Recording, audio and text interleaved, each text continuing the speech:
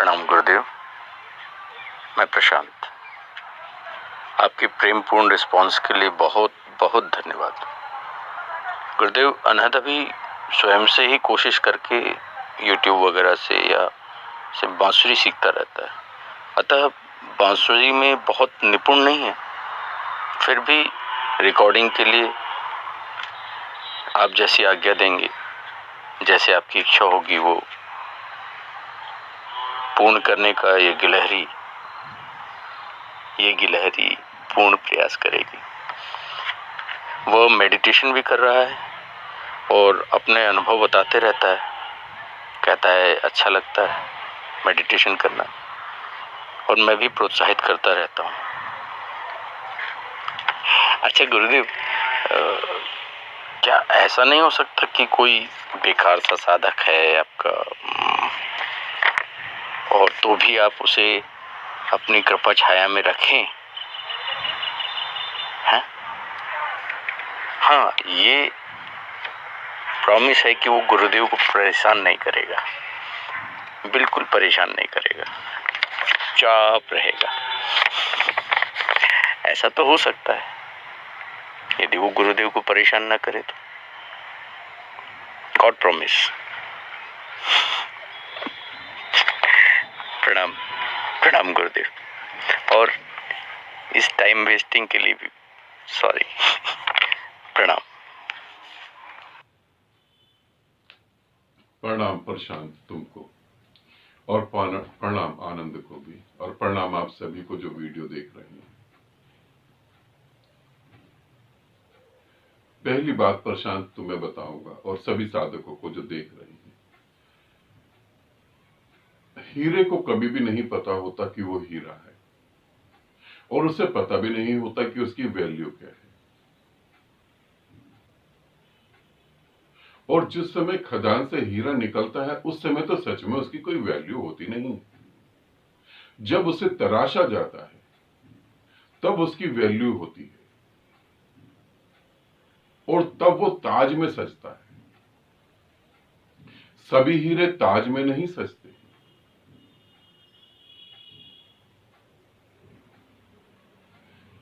ऐसे ही साधक को, ऐसे ही बेहोश व्यक्ति को अपनी वैल्यू नहीं पता होती कि वो क्या है। आनंद यूट्यूब से वीडियो देखकर बांसुरी सीख रहा है। आज यूट्यूब देखकर बहुत सारे बच्चे बिगड़ रहे हैं। यूट्यूब देख के बहुत सारे बच्चे नशे कर रहे हैं, गलत हरकतें कर रहे हैं, गलत दिशा में गति कर रहे हैं। आनंद ही यूट्यूब से वीडियो देख के बांसुरी क्यों सीख रहा है? क्यों? थोड़ा सोचा कभी? तुम यूट्यूब से वीडियो देख के कैसे ध्यान कर रहे हो? क्यों कर रहे हो? क्योंकि वो तुम्हारे पास पहले से ही था, वो तुम्हारे पिछले जन्म की मेहनत थी, इसीलिए इस बार जुड़ गए तुम लोग। सेम आनंद के साथ भी है। और मुझे रिकॉर्डिंग चाहिए। ये तो मैं अपने बहुत सारे सन्यासियों को कहना चाहता हूं कि अब हम कुछ ऐसे प्रयोग कर रहे हैं जहां पे जो भी साधक म्यूजिक इंस्ट्रूमेंट से जुड़ा है, चाहे वो गिटार हो, चाहे वो फ्लूट हो, चाहे वो हारमोनियम हो, चाहे वो वीणा हो, कुछ भी हो, जो भी आप म्यूजिक मेरे को दे सकते हैं रिकॉर्ड करके, वो पृथ्वी पर बहुत सारे लोगों के लिए अमृत बन जाएगा। मैं सभी साधकों से ये कहना चाहता हूं, सभी सन्यासियों से ये कहना चाहता हूं कि अब मुझे इन चीजों की रिक्वायरमेंट है। फिर आनंद, तुमने बोला कि कोई बेकार सा साधक। आनंद, मेरे पास तो ऐसे साधक हैं परमात्मा से भी कीमती है। बेकार हो कैसे सकते हैं? बेकार साधक तो मेरे लिए वो है जिसे मैं समझाया जा रहा हूं, और वो अहंकार के कारण अपनी जिद ही नहीं छोड़ रहा, वो मेरे लिए बेकार है। ये ऐसी समझ लो कि एक सुअर को तुम कीचड़ से निकालो, निलाओ धुलाओ, और फिर वो बाद में कीचड़ में चला जाए, फिर तुम उसे निलाओ धुलाओ, फिर वो चला जाए। तो इसका अर्थ यही हुआ कि अभी उसे कीचड़ पसंद है, साफ सुथरी जगह पसंद है। ये साधक मेरे लिए बेकार है। और जिस साधक ने, जिस व्यक्ति ने अपना मेरे को जीवन दे दिया, वो तो बिल्कुल बेकार नहीं हो सकता। क्योंकि जब तुम अपना जीवन मुझे देते हो तो मैं तुम्हें ऐसा कुछ दे देता हूं, तुम्हारे पास ऐसा कुछ पहुंच जाता है कि तुम धन्य हो जाते हो। और जो जितने परसेंट के हिसाब से मुझे देता है, मैं उतने ही परसेंट के हिसाब से उसे वापस लौटा देता। जिसने मुझे 10% दिया, मैं पैसा नहीं कह रहा हूं, मैं प्रॉपर्टी नहीं कह रहा हूं, मैं इज्जत नहीं कह रहा हूं, मैं जीवन कह रहा हूं। जीवन शब्द को समझ लेना।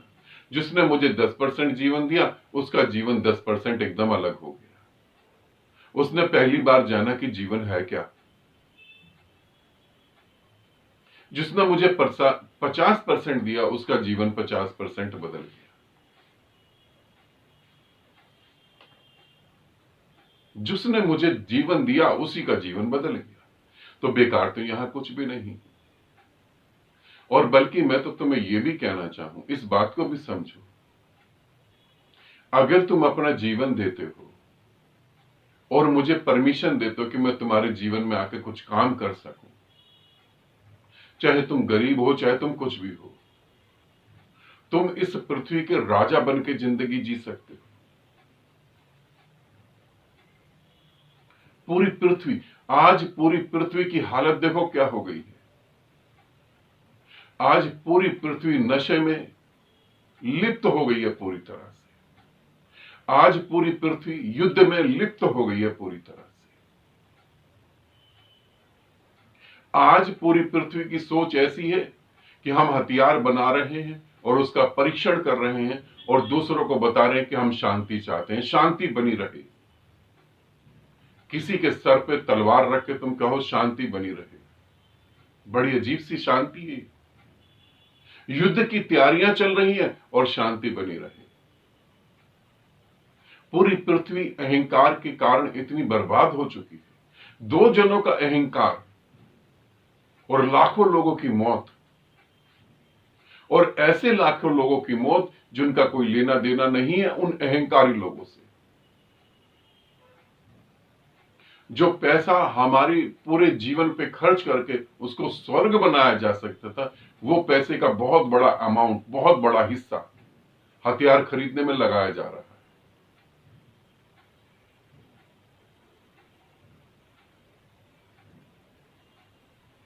मैं जब किसी आर्मी मैन से मिलता हूं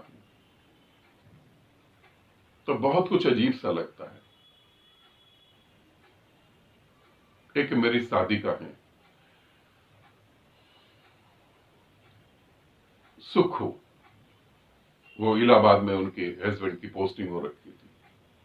मैं सुखू से मिलने इलाहाबाद गया तो उन्होंने अपने हस्बैंड से मिलाया, और जब उनके हस्बैंड के वहां पर मैं गया, उनसे मैंने बात करी। वो बहुत पढ़े लिखे और बहुत अच्छी पोस्ट पे हैं। तब मुझे लगा कि इतनी अच्छी पोस्ट पर इतना पढ़ लिख के, उन्होंने मेरे को छोटी सी बात कही, वो भी मुझे याद आ गई। उन्होंने कहा, गुरुदेव आप यहां मेरी चेयर पे बैठे, यहां बैठे मेरी सीट पर। तब मैंने उन्हें प्रणाम करके कहा कि मैं आपकी सीट पर नहीं बैठ सकता, क्योंकि जो आपने पढ़ाई करी, जो आपकी लगन, जो आपकी तपस्या, उस तपस्या के कारण वो सीट आपको मिली है। मेरी सीट तो मेरे साथ है। मगर तब देख के लगा कि ये इतने पढ़े लिखे बच्चे और किसके कहने पे अपनी जिंदगी दांव पे लगा देते हैं, जो पढ़ा लिखा ही नहीं है। और ये सिर्फ मैं भारत की बात नहीं कर रहा हूं, ऐसा नहीं कि मैं भारत की बात कर रहा हूं, पूरी पृथ्वी पर। कभी तुमने देखा है किसी नेता का बच्चा आर्मी में गया हो बॉर्डर पर लड़ने? कभी अच्छे बिजनेसमैन का बच्चा आर्मी में गया हो बॉर्डर पर लड़ने? कभी देखा फिल्म स्टार का बच्चा आर्मी में गया हो बॉर्डर पर लड़ने?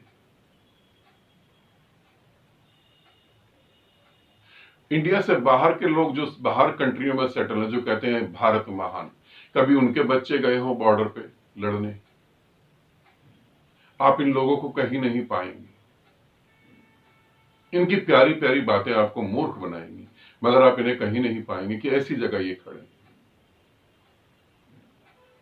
पूरी पृथ्वी नशे, अहंकार और युद्ध में फंसी हुई है। मैं तुम्हें कहता हूं तुम अपना जीवन मेरे को दो, मैं उसे ऐसा तराश देता हूं कि आज पूरी पृथ्वी को बुद्धों की जरूरत है। तुम पैसा पैसा कोई बड़ी बात नहीं, पैसा कोई बड़ी बात नहीं है। तुम उस जगह आकर देखो, भारत देश ने इतने प्यारे प्यारे हीरे पैदा करे, इतनी बड़ी बड़ी बातें करी, इतनी ऊंचाई छुई। उन सारी थ्योरी को लेके बाहर की कंट्री में रिसर्च हो रही है, और इंडिया देखो कहां बैठा हुआ है।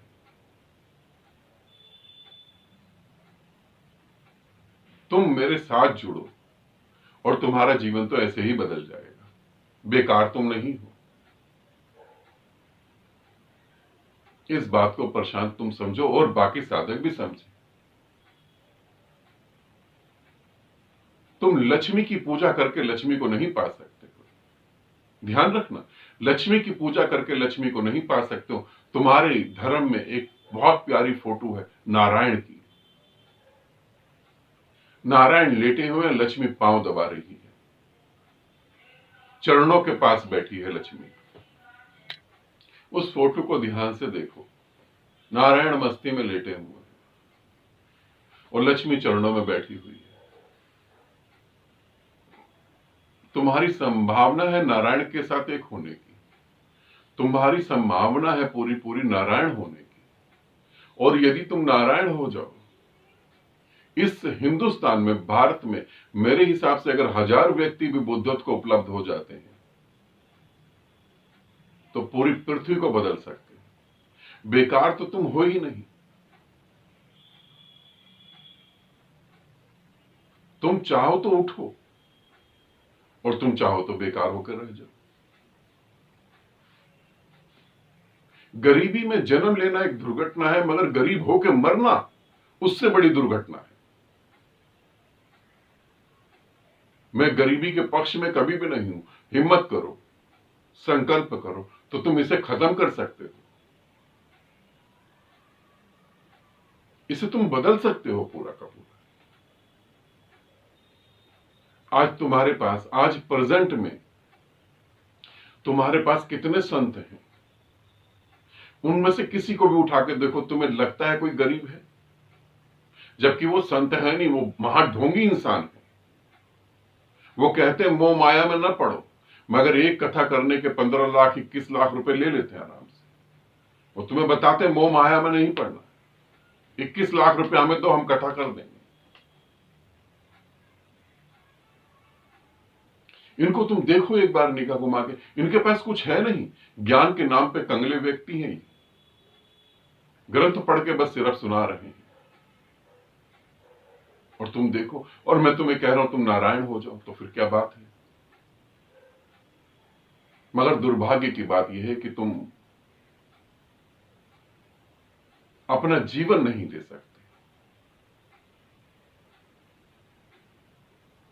और जब तुम अपना जीवन मेरे को नहीं दे सकते तो मेरे पास से कहां कुछ पहुंच पाएगा। तुमने कहा कि गुरुदेव मैं परेशान नहीं करूंगा।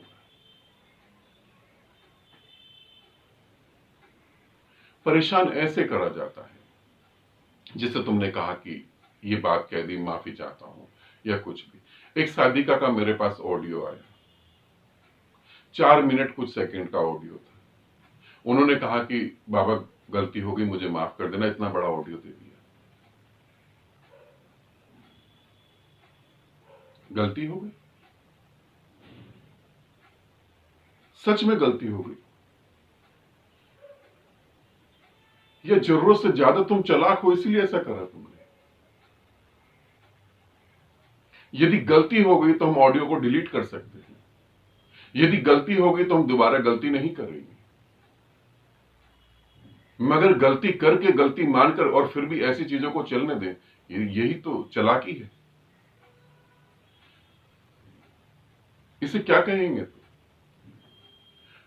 समझो मैं तुम्हें एक थप्पड़ मार दूं और फिर मुस्कुरा के कहूं माफ करना, गलती हो गई। इसे गलती कहते हैं?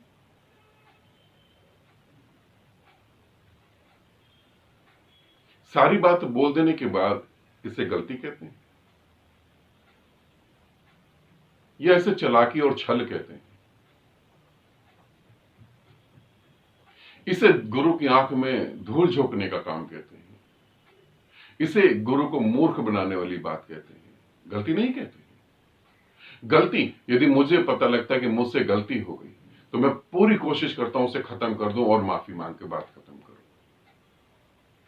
मगर गलती भी कर रहा हूं, माफी भी मांग रहा हूं, गलती भी कर रहा हूं और जानते हुए गलती कर रहा हूं। गलती का अर्थ होता है मैं भूल ही गया, मुझे पता ही नहीं लगा और मैंने गलती कर दी। जानते हुए कर रहा हूं। ये शिष्य के लक्षण नहीं है, ये साधक या साधिका के लक्षण नहीं है। ऐसी स्थिति में साधना कहीं फलित नहीं होगी। मरोगे, पैदा हो जाओगे दोबारा इसी पृथ्वी पर। गुरु कितना भी देना चाहे तुम ले नहीं पाओगे, क्योंकि तुम्हारे अंदर चालाकी है, छल है तुम्हारे अंदर। कोई गति नहीं होगी। तो पहले तो यही सोच लो। मेरे एक साधक हैं केशव। केशव की एक आदत थी, वो भी यही करते थे। वो अपनी बात बोल देते थे, फिर वो कहते थे हो सकता है मैं गलत हूं। बहुत सारे साधकों के बीच में मैंने केशव को बोला और फिर हमने इस बात का मजाक भी बनाया और केशव को हमने छेड़ा भी। कई बार केशव से मजाक भी करा। मगर उस दिन, जिस दिन केशव को यह बात समझ आई कि यह केशव की गलत बात है, केशव ने कहा भी कि ऐसा है, मगर हो सकता है कि मैं गलत हूं, वो समझ ना पा रहा हूं। जब मैंने केशव को बोला कि ये नहीं कहना है, अगर आपको लगता है कि हो सकता है आप गलत हैं, तो आपके मुंह से शब्द निकलना नहीं चाहिए और पूरी बात कह के फिर ये नहीं कहना चाहिए। उसके बाद केशव ने आज तक कभी नहीं कहा कि मैं हो सकता है गलत हूं। ये केशव गलती कर रहा था, इसे मैं कहता हूं केशव गलती कर रहा था। और जब मैंने केशव को बताया कि ये तुम्हारी गलती है, तब केशव ने उसे स्वीकार कर। तुम इस बात को समझो तुम क्या कर रहे हो और मैं साधारण इंसान हूं। किसी ने कहा कि आप तो महान हैं, आप तो गुरु हैं, आप परमात्मा को पा चुके हैं। हम तो साधारण आत्मा है, साधारण इंसान हैं। अपने को धोखा देने के लिए मीठी मीठी बातें बड़ी अच्छी हैं। संघर्ष नहीं करना, कर्मठ नहीं बनना है। जहां पड़े हो वहीं पड़े रहो, मुंह खोल के कोई कुछ डाल दे खा लो, वरना तो और कुछ नहीं करना है। अपने अहंकार से मुक्त नहीं होना है। तो ये बातें बड़ी अच्छी हैं कि आप तो महान हो। मैं जब पैदा हुआ था मैं महान नहीं हुआ था। मेरे लिए गुरु महत्वपूर्ण था, मेरे लिए परमात्मा महत्वपूर्ण था। और जब तुम कहते हो ना कि आप महान हो, हम तो साधारण इंसान, तुम्हारे लिए संसार महत्वपूर्ण है। जब तुम्हें शादी पार्टी का कार्ड आता तब उस कार्ड के बदले रिप्लाई करो हम तो साधारण आदमी, हम शादी पार्टी में कहां जा सकते हैं, ये तो महान लोगों का काम है। जब तुम्हें कहा जाए कि तुम्हारी शादी होने वाली है, तब तुम ये कहो अरे हम कहां शादी करेंगे, हम तो साधारण से लोग हैं, हमारी बाबा कहां शादी करा रहे हो, हमको तो बकस दो। ये तो शादी करना महान लोगों का काम है।